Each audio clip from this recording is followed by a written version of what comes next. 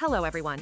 The United States and Russia, two countries that possess over 90% of the world's total nuclear warheads, have not conducted a nuclear explosion test since the early 1990s. However, recent statements by them have been enough to raise fears of a new nuclear arms clash. From Moscow, Russian President Vladimir Putin announced that Russia has successfully tested a new type of missile capable of carrying nuclear warheads, believed to be part of the invincible weapons line he introduced in 2018. Just days later, United States President Donald Trump, during his trip to Asia, responded by calling on Washington to restore nuclear weapons testing programs in order to maintain balance with Russia and China. The Kremlin quickly clarified that Putin's speech did not imply a nuclear explosion test, but rather a test of missile technology that can carry nuclear warheads. However, the political message that Moscow wanted to send was very clear. Russia still possesses trump cards powerful enough to make the West wary. Conversely, while in Tokyo, Trump was said to have avoided meeting North Korean leader Kim Jong-un, who still openly rejects all proposals for denuclearization of the country. Russia has tested a new nuclear-powered cruise missile called Burevestnik. The new START treaty to control nuclear weapons between the United States and Russia will expire in February 2026, and so far, there are no signs that the two sides want to extend it. As Washington and Moscow fall into a spiral of confrontation, the mechanisms once built during the Cold War to prevent nuclear disaster are gradually disintegrating. In the Middle East, recent United States attacks on Iran's nuclear facilities are believed to have slowed down Tehran's nuclear program, but experts warn slowing down does not mean stopping. Meanwhile, new tensions have flared up in South Asia between India and Pakistan, two nuclear states that both possess the ability to launch retaliatory strikes within minutes. Once again, the world is witnessing the fracture of the global nuclear control order, which was once considered the foundation of peace after the Cold War. In a recent interview with cable news network, Professor Matthew Furman of Texas A&M University, a leading expert on nuclear weapons and deterrence policy, said that the events of the past week are not merely a demonstration of strength, but a sign of a strategy of coercion through military deterrence. First, we must clearly distinguish the concept of nuclear testing. Russia only tested the means of delivering nuclear warheads, not conducting a nuclear explosion test. But politically, it is enough to send a signal that Moscow is still investing heavily in strategic deterrence capabilities, he said.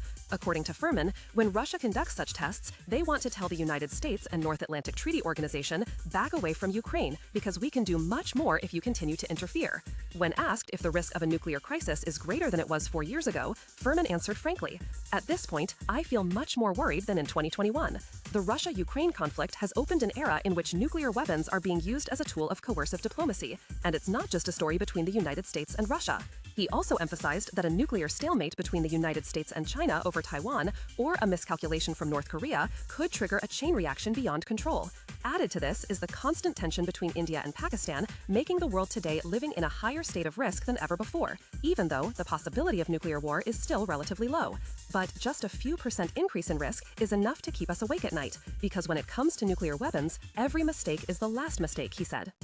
One of Trump's most notable statements of the week was his call to build a Golden Dome, a missile defense system modeled after Israel's Iron Dome. For Trump, this is a symbol of absolute power and complete protection for the United States. But for experts, it is an expensive and risky dream. At first glance, the idea of a perfect missile defense system sounds great, but history shows that the more countries invest in this technology, the stronger the race to penetrate it becomes. In the end, you can't buy security by building more walls, Furman commented. The Texas A&M University professor recalled that this is what led to the Anti-Ballistic Missile (ABM) Treaty in 1972, when the United States and the Soviet Union agreed to limit the development of nuclear shields, indirectly acknowledging that mutual deterrence is still more effective than absolute defense. When asked about the possibility of extending the New START treaty, Furman expressed pessimism. As long as the fighting in Ukraine continues, it is almost impossible to imagine Russia and the United States sitting down to negotiate arms control. He believes that if tensions are eased, the outlook will be brighter, but currently, all bilateral communication channels are frozen. Meanwhile, many policymakers in Washington want to bring China into a three-way agreement, but this, according to him, is unlikely because Beijing is still at a disadvantage in terms of nuclear arsenal compared to the other two powers. No country wants to negotiate from a position of weakness. When China reaches a level of equilibrium, which is gradually happening, then a three-way treaty will become more realistic, he said.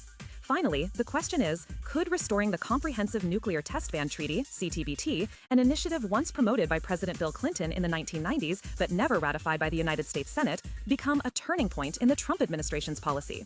Professor Matthew Furman said, If the United States can lead the nuclear powers that have not ratified the treaty, such as Russia, China, India, Pakistan, Israel, or North Korea, to sign, it would be a real step towards a safer world.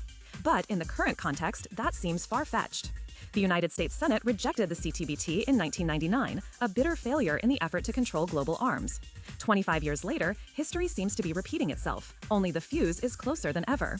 From the statements of Putin and Trump to escalating tensions in North Korea, Iran, or South Asia, all signal that the period of nuclear silence after the Cold War is coming to an end. The treaties, commitments, and binding mechanisms that once restrained the ambitions of the superpowers are gradually disintegrating, while destructive technology has become more sophisticated than ever. Perhaps, as famous American director Noah Oppenheim once said, what the world needs is not another weapon, but a serious conversation about why we still keep them. Because otherwise, one day, that conversation may be replaced by the sound of the final explosion that humanity will never have the chance to hear again. What do you think? Are we headed towards a new era of nuclear escalation? Let us know your thoughts in the comments below.